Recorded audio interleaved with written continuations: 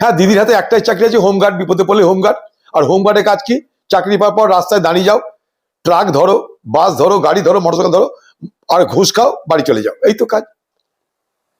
এগুলোর কত জোচ্চুরি হবে এরকম করে? বাংলার মুখ্যমন্ত্রী, আপনি আমাদেরকে আর কত জোচ্চুরি শেখাবেন এই করে? এই জোচ্চুরি করার কি মানে আছে?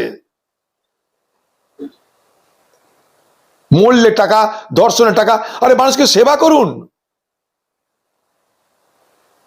সব বাঁধ কেটে উড়ে গেছে, বালি তুলতে গিয়ে সব নদীর 12টা বেজে গেছে, কোথাও কোনো বাঁধ নেই। বালি দিয়ে বন্যা টাকানো হয়, বালি দিয়ে ভাঙন টাকানো হয়। চলে যান মুর্শিদাবাদে, দেখতে পাবেন। গ্রাম নেই, বাড়ি নেই, ঘর নেই, রুটি নেই, রুজি নেই। বাংলায় হাহাকার চলছে, হাহাকার। আর দিদি নাচছে।